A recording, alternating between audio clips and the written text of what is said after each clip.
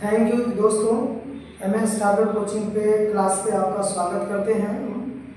एक बार फिर हम लोग आज यूरोपियों का भारत आगमन देखेंगे। आपको आसानी से आपकी सहूलियत के लिए हम पिछली वीडियो में हम लोग देख चुके हैं कि पुर्तगालियों का भारत में आगमन, उसका भारत के ऊपर क्या क्या प्रभाव पड़ा था। अब हम उसको हम ये देखेंगे कि पुर्तगालियों को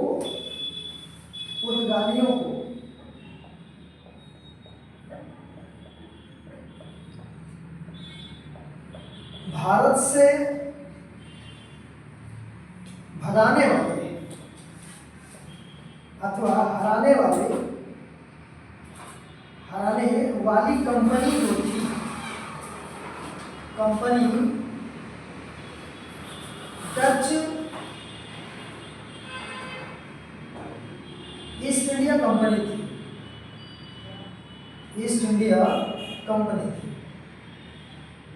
कहने वाले पुर्तगालियों को भारत से पराजित करके भारत देश से या उनके व्यापार को पूरी तरह से सीमित कर देने वाली कंपनी का नाम था ईस्ट इंडिया कंपनी। मतलब ईस्ट इंडिया कंपनी भारत में आई और भारत में आकर पुर्तगालियों के व्यापार व प्रभुत्व को क्या किया, खत्म किया। कहने का तात्पर्य ये होता है कि ईस्ट इंडिया का जो डच ईस्ट इंडिया कंपनी है, डच ईस्ट इंडिया कंपनी इस देश में आकर पुर्तगालियों को भारत के व्यापार से एक तरह से हटा दिया। अब हम देखते हैं कि डच ईस्ट इंडिया कंपनी, जिसको हम कह सकते हैं कि हॉलैंड कह सकते हैं, हॉलैंड, वर्तमान में इसको नीदरलैंड भी कहते हैं और डच कह सकते हैं। मतलब डच ईस्ट इंडिया कंपनी को डच ईस्ट इंडिया कंपनी कह सकते हैं, हॉलैंड ईस्ट इंडिया कंपनी कह सकते हैं, वर्तमान में इसको नीदरलैंड कहते हैं। कहने का तात्पर्य हो रहा है कि हमारे देश में डच ईस्ट इंडिया कंपनी की जो स्थापना होगी, डच ईस्ट इंडिया कंपनी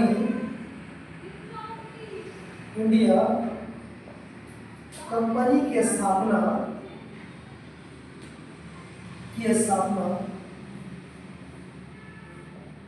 1602 में, डच ईस्ट इंडिया कंपनी की स्थापना 1602 में होगी।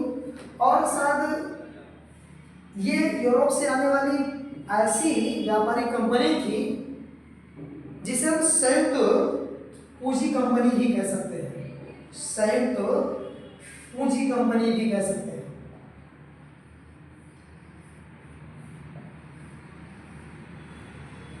कहने का तात्पर्य इसके बारे में भी कहा जाता है कि ऐसी उस समय में ऐसी कंपनी थी जिसने पूंजी को जुटाने के लिए अपने शेयरों को जारी किया था, शेयर जारी करके अपनी पूंजी को इकट्ठा किया था। कहने का यहाँ मतलब हो रहा है कि जब भारत में जितनी भी कंपनियां आई उसमें ऐसी कंपनी थी जो संयुक्त पूंजी कंपनी के नाम से भी जानी जाती है। डच हमारे देश में जब आए तो उन्होंने भी उसी स्थल पर या उसी स्थान पर जाकर अपनी कंपनियों को स्थापित करने का प्रयास करेंगे जहां पर पुर्तगाली जो है वो अपना प्रभुत्व स्थापित किया था। लेकिन इससे पहले हम देख सकते हैं कि डच ईस्ट इंडिया कंपनी जो थी वो मुख्य रूप से फोकस किस पे कर रही थी। Dutch east India company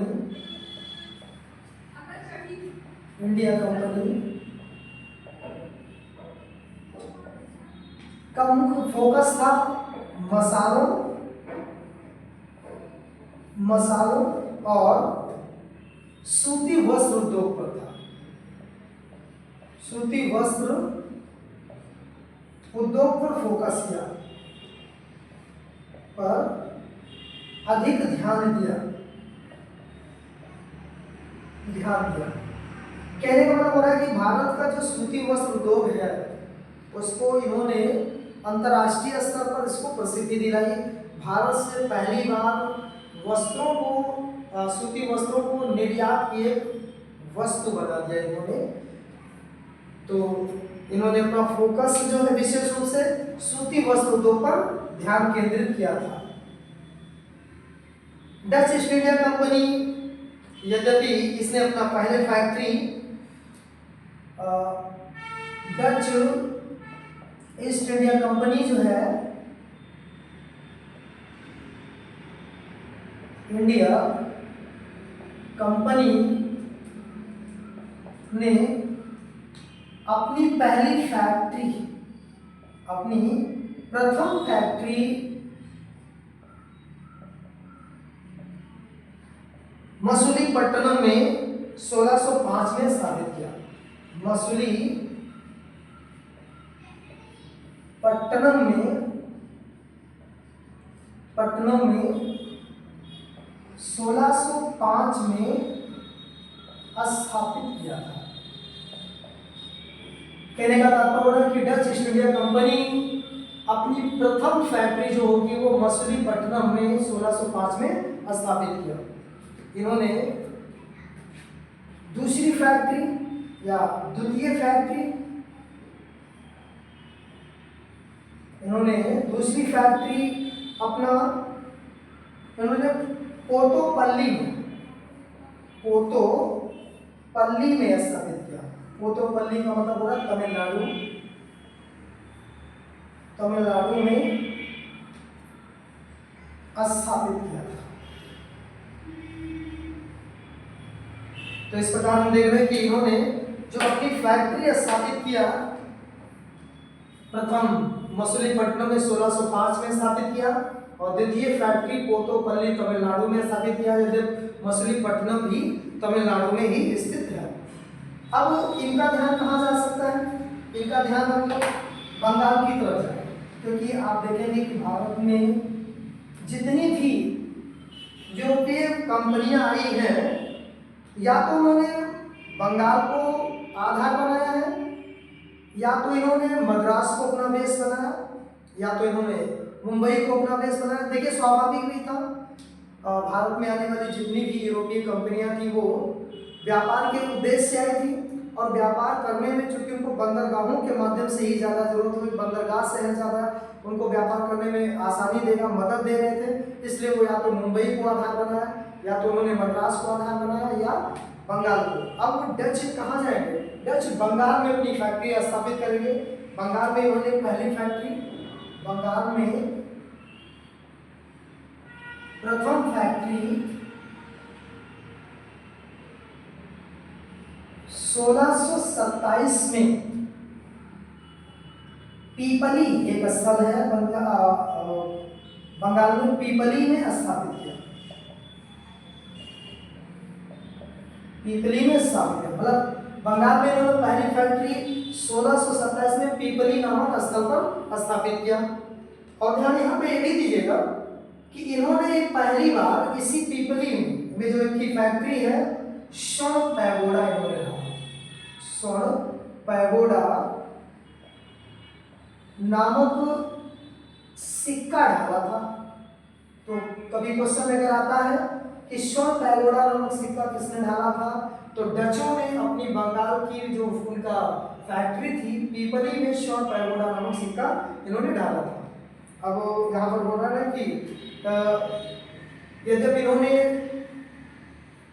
Bharat में अपनी स्थिति को मजबूत करने का काफी प्रयास किया, लेकिन इनको अब विशेष रूप से टक्कर अंग्रेजों के द्वारा मिलना शुरू हो जाएगी। या भारत में जब अंग्रेज ईस्ट इंडिया कंपनी आएगी, अंग्रेज ईस्ट इंडिया कंपनी आकर के बंगाल में वो अपने व्यापार को जब व्यापार बढ़ाना शुरू करेगी, तो इनको सबसे पहला सामना किससे होगा?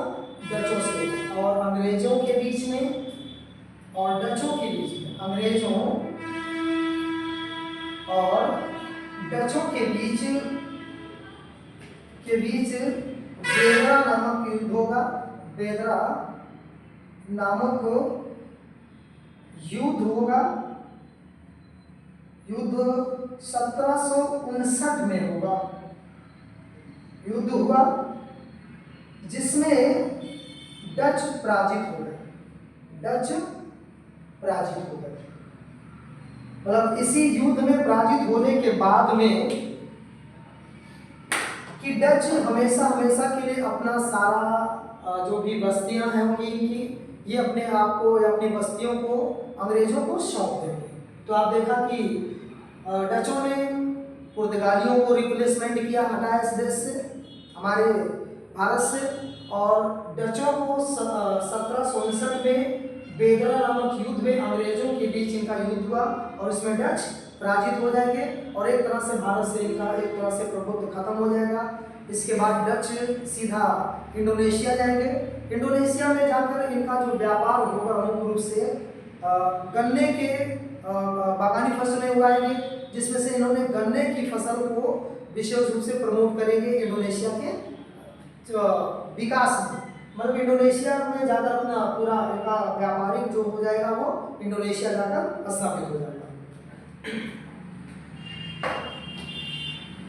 कहने का यहाँ पर हम देख रहे हैं कि डचों को अंग्रेजों ने पराजित किया था। अब हम इसके बाद में अंग्रेजों को देखते हैं। अंग्रेज east India company, east India company 1600 में स्थापित हुई। 1600 में स्थापित हुई। अंग्रेज ईस्ट इंडिया कंपनी की स्थापना 1600 में स्थापित होगी। उस समय वहां की महारानी एलिजाबेथ प्रथम, इंग्लैंड की महारानी एलिजाबेथ, यस एलिजाबेथ प्रथम थी।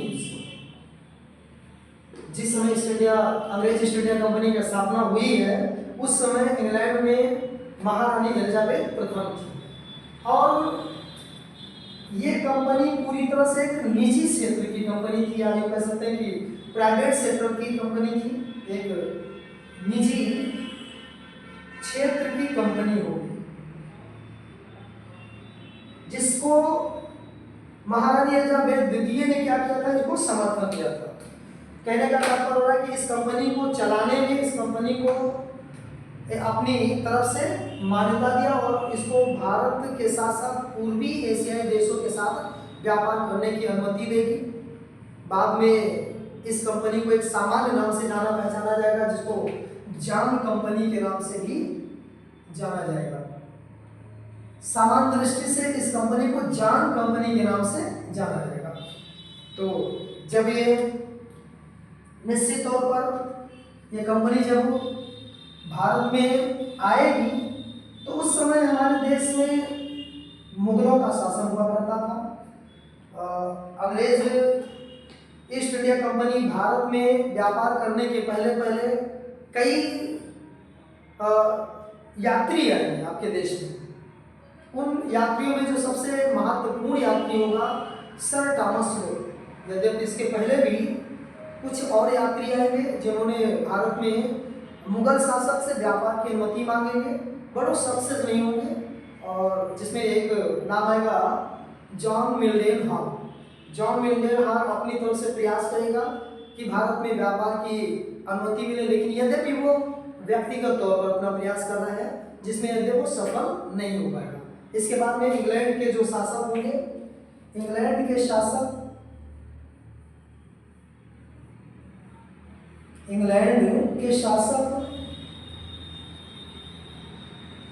जेम्स प्रथम ने अपना राजदूत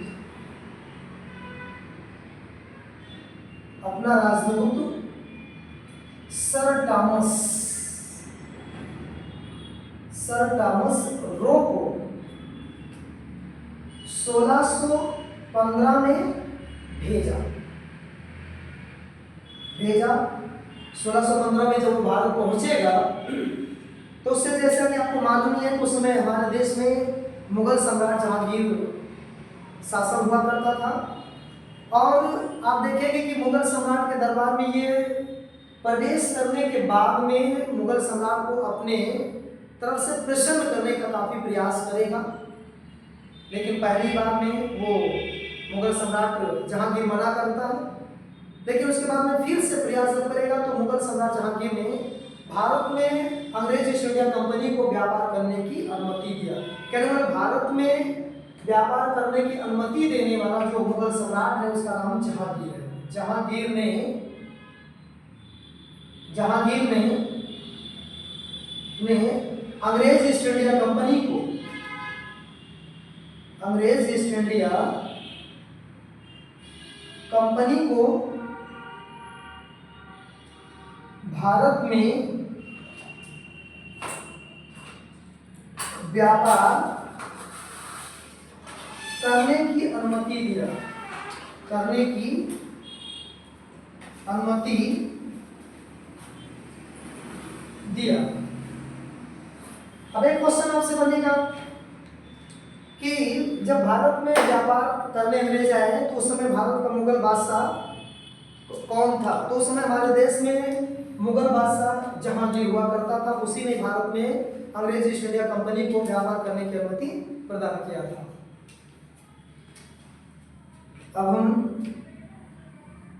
अंग्रेजों के द्वारा जब इनको अनुमति मिली, अंग्रेजों को जो भारत में व्यापार करने की अनुमति मिल गई तो हुआ क्या कि इन्होंने इसके पहले अंग्रेज ईस्ट इंडिया कंपनी जो है इनका एक्टिविटी चल रही है। अंग्रेज east India company, east India company ये अपनी फैक्ट्रियां लगाई है। अंग्रेजों ने जो, अगर दक्षिण भारत की बात करते हैं तो दक्षिण भारत में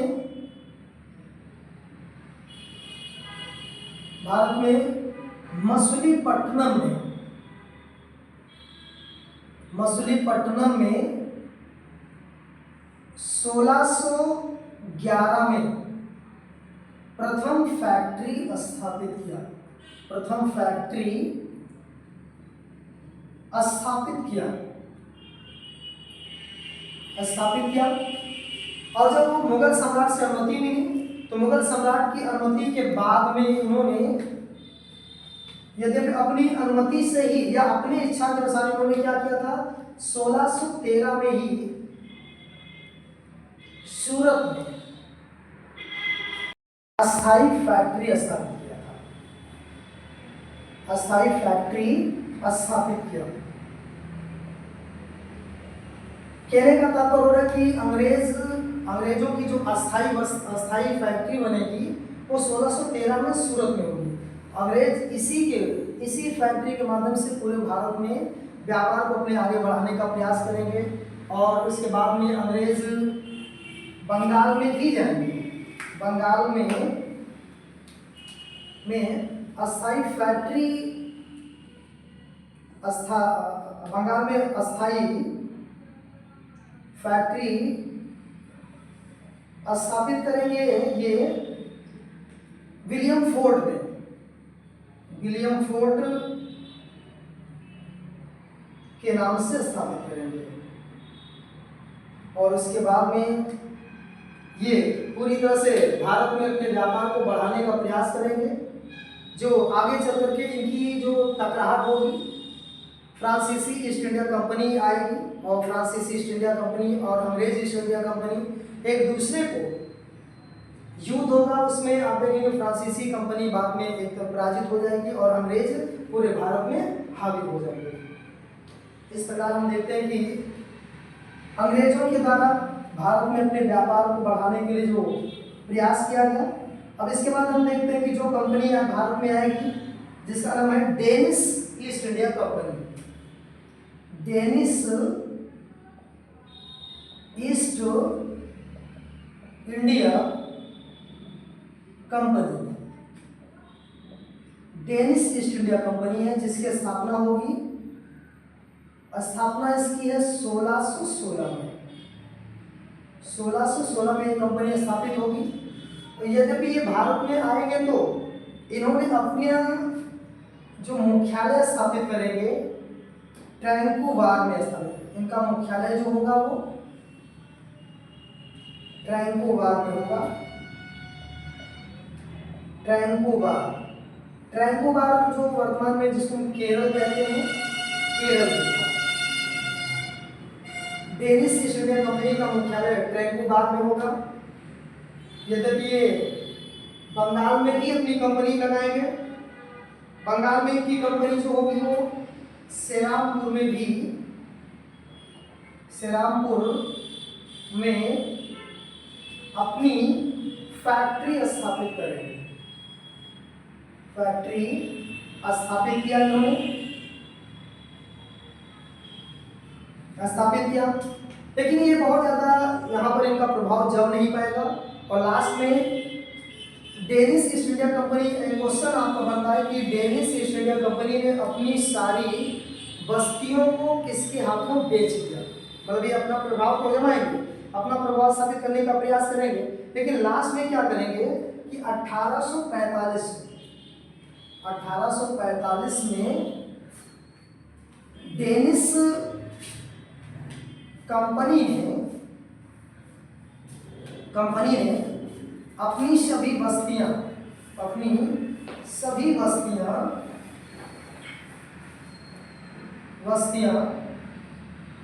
अंग्रेजों के हाथ बेच दिया। कहने का मतलब हो रहा है कि इनका व्यापार जो था वो अब अंग्रेजी कंपनी के हाथ में आ जाएगा। कब बस्तियां अंग्रेजी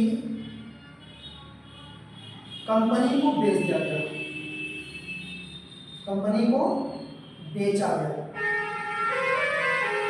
तो हमको मालूम चला कि Danish east India company Bharat में तो आएगी, बट बहुत ज़्यादा कुछ सक्सेस नहीं हो पाएगी और लास्ट में 1845 अपनी सारी बस्तियां अंग्रेजों के हाथ बेच देती है।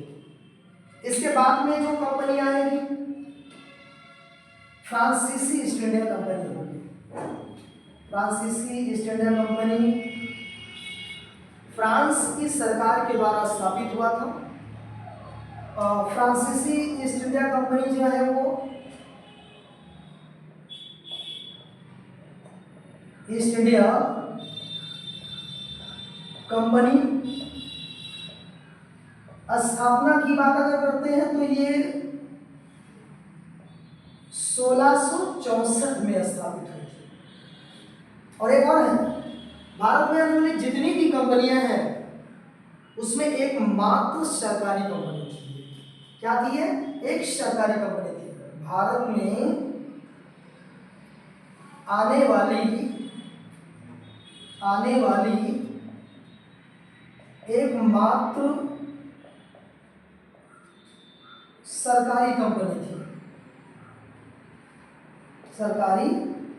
थी। इस कंपनी को स्थापित करने में उस समय फ्रांस का शासक लुई 14वां का प्रधानमंत्री नाम था रॉबर्ट कोलबर्ट।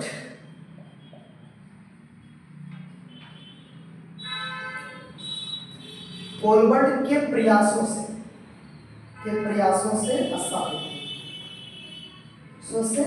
स्थापित। कहने का तात्पर्य हो रहा है कि भारत में आने वाली एकमात्र सरकारी कंपनी है। इसके पहले जितना चाहे वो पुर्तगीज आए हो, डच आए हो, अंग्रेज आए हो, डेनिश आए हो, वो सारी की सारी प्राइवेट कंपनियां थी। बट भारत में आने वाली जो एकमात्र सरकारी कंपनी है लुई 14वां यहाँ पे इसमें इंटरेस्ट लेगा। और लुई 14वां का जो प्रधानमंत्री रॉबर्ट कोलबर्ट जो है उसी ने फ्रांसीसी ईस्ट इंडिया कंपनी की स्थापना की।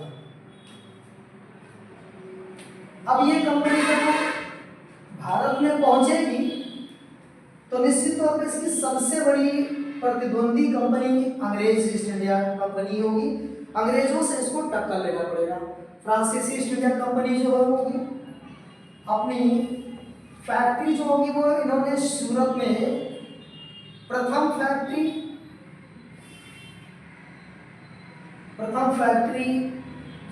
सूरत में स्थापित किया।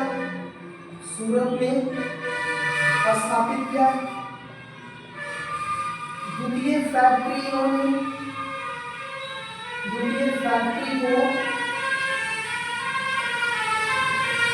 मसूलीपट्टनम में स्थापित किया। दक्षिण घाट में स्थापित करेंगे, मसूलीपट्टनम में स्थापित करेंगे। मसूलीपट्टनम में स्थापित किया। उसके बाद ये बंगाल में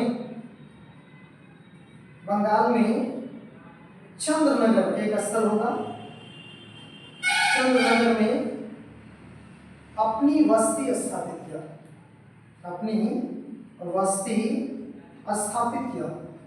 कहने का मतलब हो रहा है कि जितनी भी यूरोपीय कंपनियां आ रही हैं भारत में, जितनी भी यूरोपीय कंपनियां आ रही हैं वो सारे के सारे या तो सूरत को टारगेट कर रही हैं। अंग्रेजों ने भी सूरत में अपनी कंपनी बनाई, स्थापित किया, मछलीपट्टनम में भी स्थापित किया, और आप देखेंगे कि बंगाल में वहां पर भी वो स्थापित करेंगे। तो उसका एकमात्र कारण ये है जो प्रतिद्वंद्विता तो जब वो है, बट ये भी सत्य था कि ये जो स्थल है या जो भी नगर हैं ये व्यापार करने के या जल मार्ग के माध्यम से व्यापार करने में आसानी भी हो रहा है, और ये भी सत्य था कि ये सारे के सारे नगर व्यापार की दृष्टि से समृद्ध भी थे।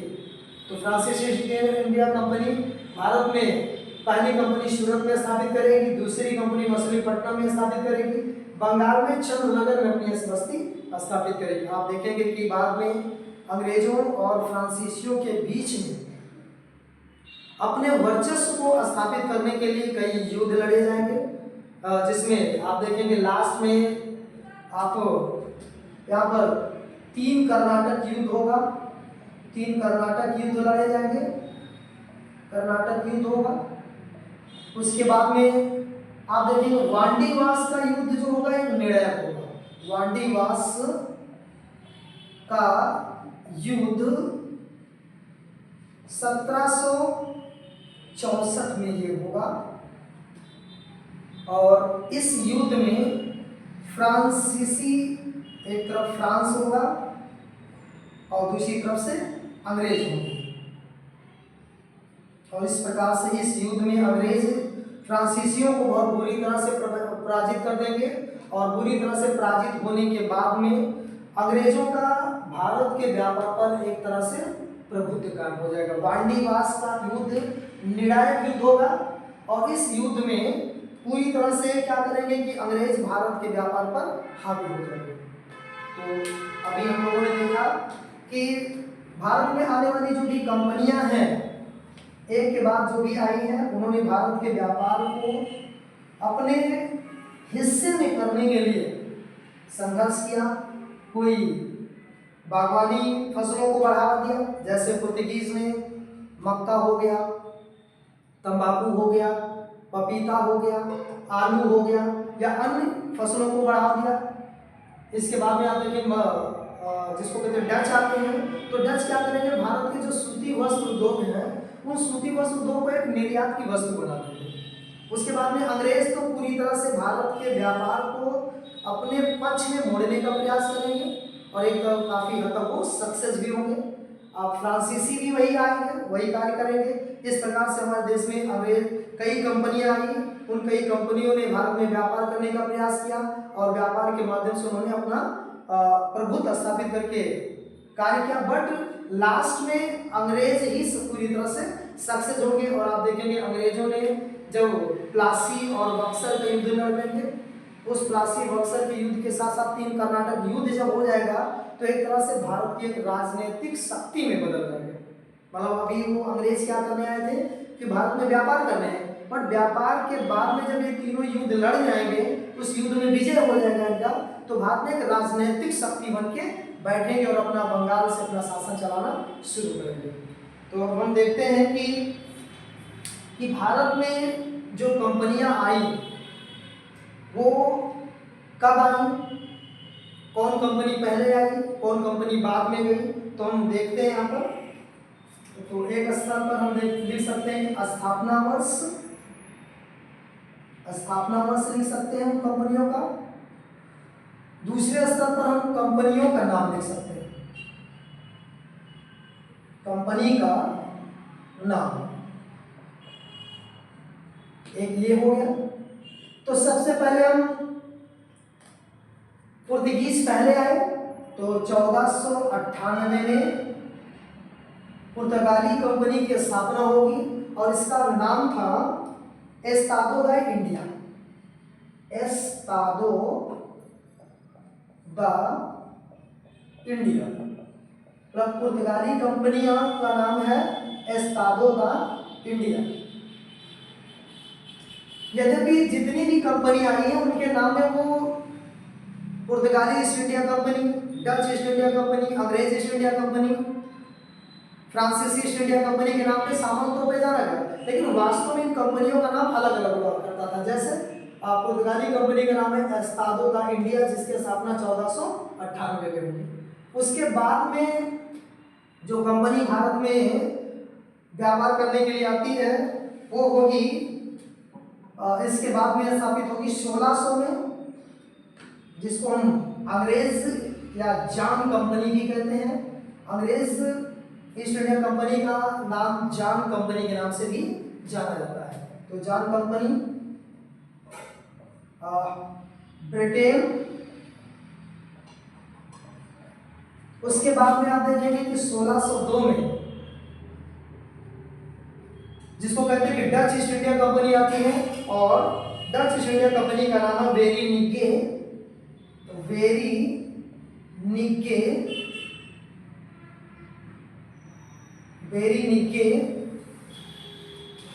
ओस्ट इंडीसे कंपनी के, ओस्ट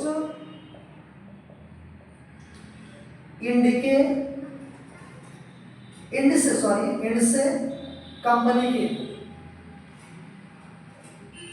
ये डच ईस्ट इंडिया कंपनी का नाम है। उसके बाद में आप देखेंगे कि 1616 में जिसको कहते हैं कि डेनमार्क की कंपनी आती है, इस कंपनी का नाम है एशियाटिक कंपनी।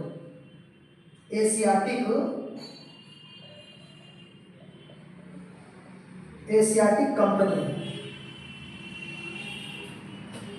डेनमार्क की कंपनी का नाम एशियाटिक कंपनी का, एशियाटिक कंपनी कहते हैं। उसके बाद में आप देखेंगे सबसे लास्ट में जो कंपनी आएगी 1664, जिस कंपनी का फ्रांसीसी ईस्ट इंडिया कंपनी, जिसका नाम है company in the oriental, company in the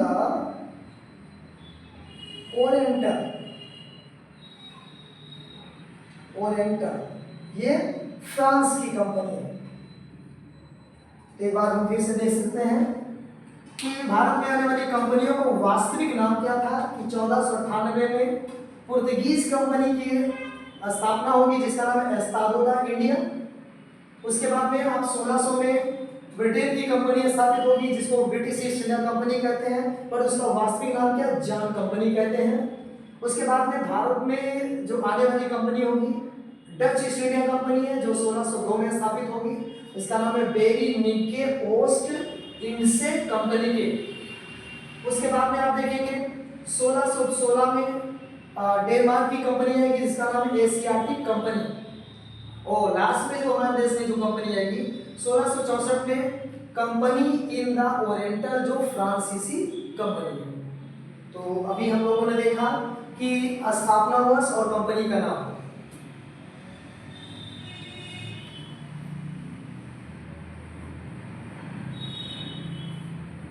अब हम यहाँ पर देखते हैं कंपनियां जो थी हमारे देश में आई,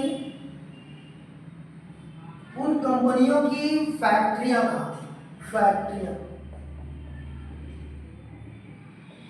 जैसे पहली कंपनी होगी पुर्तगीजों की कंपनी थी, पुर्तगाल की कंपनी जो थी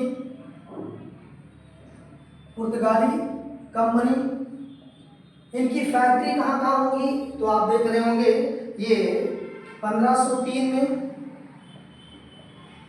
कोचीन में स्थापित करेंगे। उसके बाद में हम देख रहे हैं कि 1505 में कन्नूर में स्थापित करेंगे, और 1510 में ये गोवा में स्थापित करेंगे। पुर्तगाली कंपनी का जो 3 मुख्य फैक्ट्रियां हैं, 1503 में कोचीन जो केरल में है, 1505 में कन्नूर ये भी केरल में ही है, और 1510 में गोवा, जैसा कि आपको मालूम है। तो ये कंपनी पुर्तगाली कंपनी के बाद में जो कंपनी आएगी डचों की जो फैक्ट्रियां कहाँ कहाँ लगेंगी, तो डचों ने मछलीपट्टनम,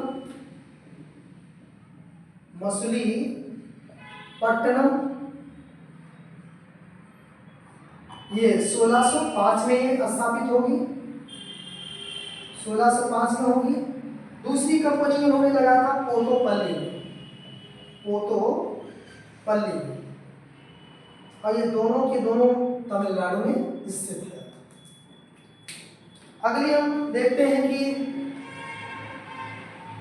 ब्रिटिश जो कंपनियां हैं या अंग्रेजों ने अपनी फैक्ट्रियां कहाँ स्थापित किया, तो हम यहाँ पर देखेंगे अंग्रेज ईस्ट इंडिया कंपनी, इन्होंने 1611 में मछलीपट्टनम में स्थापित किया, 1613 में सूरत में स्थापित किया। आप ये भी कह सकते हैं कि अगर क्वेश्चन आगे भी आ सकता है कि अंग्रेजों ने अपनी अस्थायी बस्ती पहले कहाँ स्थापित किया, तो अस्थायी बस्ती मछलीपट्टनम है और अस्थायी बस्ती इन्होंने सूरत में स्थापित किया। उसके बाद में डेनमार्क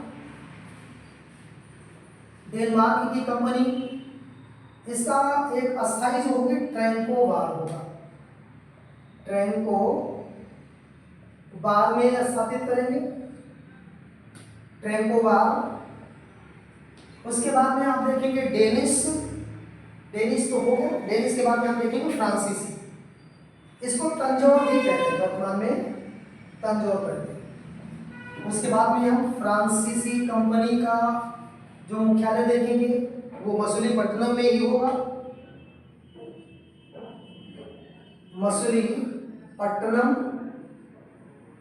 ये कंपनी स्थापित होगी 1669 में, 1669 में स्थापित करेंगे। सूरत में भी इन्होंने कंपनी स्थापित किया था 1668 में स्थापित करेंगे। और आप देखेंगे कि बंगाल में भी मद्रास में सेंट टोमे में स्थापित करेंगे, सेंट टोमे या सेंट टोमे में ये स्थापना होगी 1672 में। तो हमको जैसा कि मालूम है कि फ्रांसीसी ईस्ट इंडिया कंपनी का जो फैक्ट्री है मछलीपट्टनम 1669, सूरत में 1668 और सेंट टोमे में 1672 में स्थापित हुई। तभी आपको मालूम चला कि कौन सी कंपनी का फैक्ट्री कहाँ या मुख्यालय, तो हम नहीं कहेंगे बट कौन सी फैक्ट्री कहाँ पर स्थापित थी। अब हम एक क्रम और देख सकते हैं कि ये जो कंपनियां आई, कौन सी कंपनी सबसे पहले आई, कौन सी कंपनी सबसे बाद में गई। तो यहाँ पे लिख सकते हैं कंपनी के आने का क्रम लिख सकते हैं, और दूसरी तरफ हम लिख सकते हैं जाने का क्रम लिख सकते हैं। तो आपको मालूम चला कि सबसे पहले पुर्तगाल आए या पुर्तगाली आए, पुर्तगाली के बाद में आप देखेंगे डच आएंगे,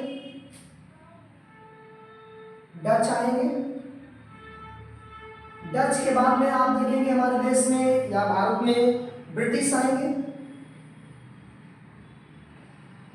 ब्रिटिश के बाद डेनिश आएंगे या डेनिश आएगा, और डेनिश के बाद में फ्रांसीसी आएंगे।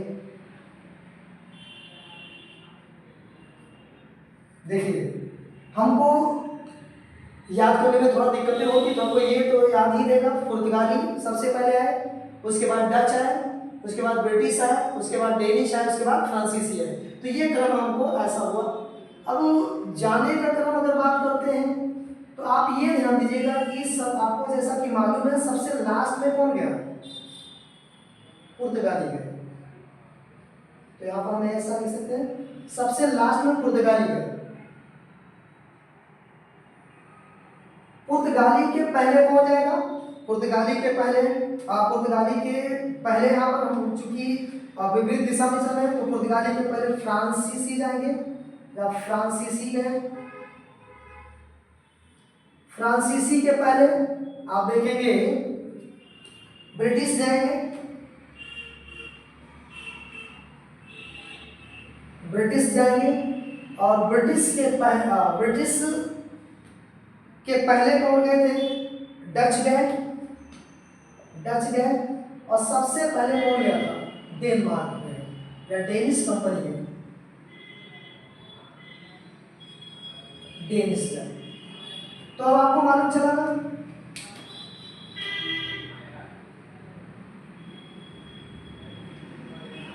सबसे पहले डेनिश गए, उसके बाद डच गए, उसके बाद ब्रिटिश गए, उसके बाद फ्रांसीसी गए और सबसे लास्ट में पुर्तगाल गए।